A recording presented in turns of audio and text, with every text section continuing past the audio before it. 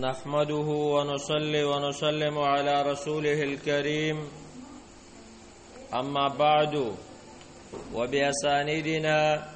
إلى الإمام أبي زكريا يحيى بن شرف النووي الدمشقي رحمه الله تعالى قال في كتابه باب بر الوالدين وصلة الأرحام باب دې په بیان د ښېګړه کولو کې د مور او پلار سره او خپلولي پالل حقوق العباد بیانېدل دلته د مور او پلار سره د ښېګړې بیان کوي او ورسره خپلولي پالل د باب د اثبات دپاره امام نووي رحم الله د خپل عادت موافق د قرآن کریم آیتونه راوړي نو فرمایي قال الله تعالی الله تبارک و تعالی فرمایي وعبدوا الله ولا تشركوا به شيئا عبادت کوئ د الله او مه شریک کوئ د الله سره هیڅ شی وبالوالدین احسانا کوئ د مور او پلار سره ښېګړه وبذل قربا د خپلوانو سره والیتامه د یتیمانانو سره والمساکین د مسکینانو سره والجار ذل قربا ګاونډي خاوند د خپل ولی والجار الجنوب ګاونډي پرده والصاحب بالجنب داړخ مرګره وابن السبیل او مسافره وما ملکت ایمانکم هغه چې مالکان دي ستاسو کې لاسونه نو آیات کې یو مسله دا ذکر شوه چې د والدینو سره احسان کوه احسان د والدینو سره دا دی د مور او پلار حقوق د مور او پلار خدمت د هغې خرچه مور پلار ته هغه خبرې مه کوه چې پې خفه کېږي واتقوا الله الذي ویرېږئ د الله هغه ذات نه وقال تعالی الله تبارک و تعالی فرمای واتقوا الله الذي ویرېږئ د الله هغه ذات نه تسالون به چې تاسو سوال کوئ په نوم د هغه باندې والارحام ویرېږئ د خپلولۍ د پرې کولو نه وقال تعالی الله تبارک و تعالی فرمای والذین یصلون ما امر الله به هغه کسان چې هغه یو ځای کوي هغه څه چې الله ورته په حکم کړی یوصله چې پیوستې کوي وقال تعالی الله تبارک و تعالی فرمای ووصینا الانسان بوالديه حسنا الله موږ وصیت کړی انسان ته په باره د مور او پلار کې د ښېګړې مور پلار سره څه کوه ښېګړه وقال تعالی الله تبارک و تعالی فرمای وقضى ربك ستا رب فیصله کړل الله تعبدوا الا اياه چې عبادت بنه کوئ سوا د الله نه د بل چا وبالوالدین احسانا د مور پلار سره ښېګړه کوئ اما یبلغن عندك الکبر کچرته ورسېد ستا سره بوډاوالي ته احدهما یو د مور او پلار نه کلاهما یا دواړه فلا تقل لهما اف اوف لفظ ورته مه استعمالوه ولا تنهرهما میرټه وقل لهما قولا کریما وای دواړو ته وینا عزتمنده واخفض لهما جناح الذل کته کوي تاسو دي ته وزر د عجزۍ من الرحمت د وجه د شفقتنا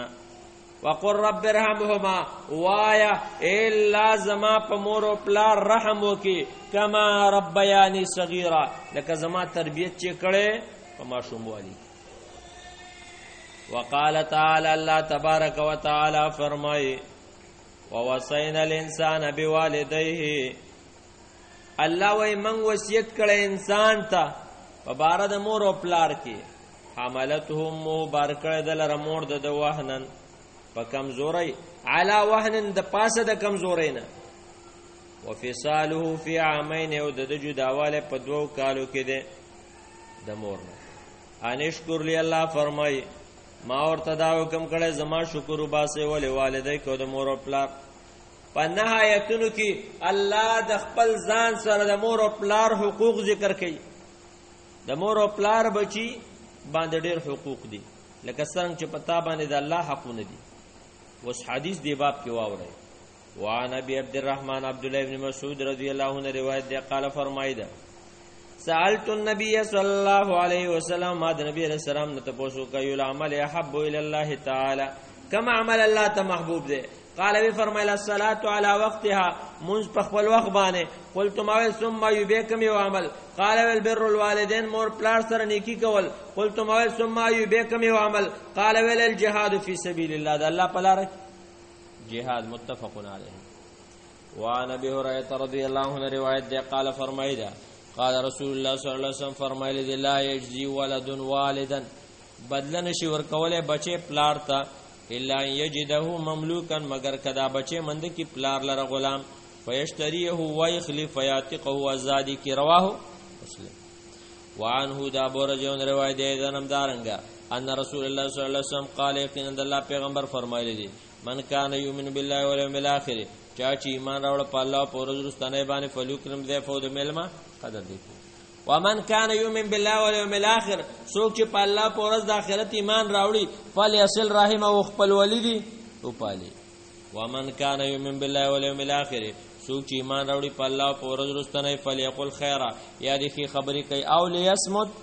یا دې غلی شي متفق علیه. وعنه او دا بورجون روایت دی قال فرمایدا قال رسول الله صلی الله علیه وسلم فرمایلی دی ان الله تعالی خلق الخلق یقینا الله تعالی پیدا کړی دی مخلوق حتی اذا فارغ منهم تر دې چې الله تعالی فارغ شول دینه قامت الرحم خپل ولی پاتې دا فقالت وی فرمایل هذا مقام العائذ بك دا مقام د پنانی اون کې رستا پورې من القطيعه د پرې کولونه قال ول نعم او اما ترضینا آیتا سن راضی کیږي ان اصل من وصل کی الله خپل ولی ته ویلې ته ناراضی کیږي چې زو پالم هغه څوک چې هغه تا پالي وخت او پرې کم من قطع کی هغه څوک چې تا پرې کی قالت غویل بلا ولنا قال وی فرمایل فذلک لکی نو بس داستا ده پاره. ثم قال رسول الله صلی الله علیه وسلم فرمایل اقرؤوا ولو ان شئتم کستا سو خو هدایت چې الله عزوجل فرمای فهل عسیتم نږدې ده ان تولیتم کجر تاسو مخ وګرځون تو سیدو فلار ده تاسو په فساد وکي بزمکه کې وتقطعوا ارحامکم ولولی وپرې کوي. اولئک الذین لعنهم الله دا کسان الله په دې باندې لعنت کړي فاصمهم نو کان کړي دی وا ما ابصارهم سترګي وړاندې کړي دي. سوره محمد آیات نمبر 22 متفقون علیه. وفي روایت للبخاری پر روایت بخاری کی راضی وقال الله تعالی الله تبارک و تعالی فرمایل من وصلکی وصلته اے خپل ولی چا چې ته پالل زبه پالم ومن قطع کی قطعته چا چې ته پرې کول زبه رضانه پرې کم. وانو رضی الله عنه او د دې ابو هريره رضی الله عنه روایت ده قال فرمایدا جاء رجل الى رسول الله صلی الله علیه وسلم یو سړی نبی علیہ السلام تراغه وقال وی فرمایلی یا رسول الله من حق الناس سوق ډېر حقدار د خلکو به حسن صحابتی په خوالي د مرګرتوب زما چا سره خزندگی وکم کملګرتوب وکم قال ول امک مور قال ول ثم من بیاسو قال ول امک مور قال ول ثم من قال امک مور قال ثم من سو قال ابوک بیا لار متفق علیه. فی روایت روایت کرا یا رسول الله من حق بحسن صحبت سوق ډېر حقدار ده په خوالي د صحبت د مرګرتوب قال ول امک مور ثم امک بیا مور ثم امک بیا مور ثم اباک بیا د پلار ثم ادناک بعد فادناک بچی ثم ادناک بچی ته نږدې. والصحابه بمعنى الصحبه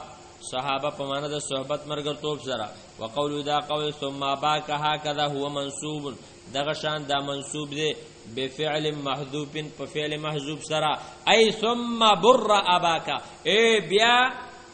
سوکه کېګړه وکړه پلار سره نو اباک دلته مفعول لیکه اسماء سته مکبرونه دي نو اسماء سته کې د نسب په ځای سره راځي الف. وفي روایت بل روایت کې راځي ثم ابوک وهذا واضح واذا واضح ثم ابوک.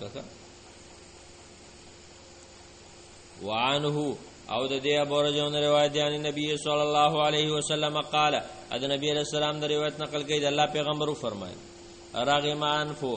خړه دي شي پوزا ثم رغمان فو بیا دي خړه شي پوزا ثم رغمان فو بیا دي خړه شي پوزا من ادرک ابويه عند الكبر هغه څوک چې رالان دي کومور پلار په وډاوالي احدهما یو پدې او کلیهما ادواړه فلم يدخل الجنه وجنت تداخل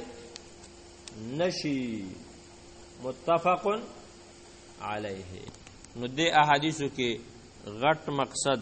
منغو تاسو ته دا پروت دی چې یو د مور او پلار سره ښېګړه وکړو دویم خپل ولی هر چاته الله رسته سزا ورکوي خو د مور پلار نافرمان ته الله دنیا کې سزا ورکوي. د مور او پلار پر رضا کې د الله رضا ده، د مور او پلار په خفګان کې د الله خفګان دی. لہذا د مور پلار ډېر قدر عزت او ورسره د خپلولۍ اهتمام کوئ، ځکه د الله پیغمبر وایي لا يدخل الجنة قاطعون، الله جنت ته هغه څوک نه بوځي چې خپلولي پرې کوي. په هغه خلکو باندې د الله رحمت باندې رب العالمین دې موږ او تاسو د مور پلار د نافرمانۍ نه وساتي، او الله عز وجل موږ او تاسو کې مینه محبت پیدا کړي. وصلی الله وسلم علی نبینا محمد صلی الله علیه وسلم.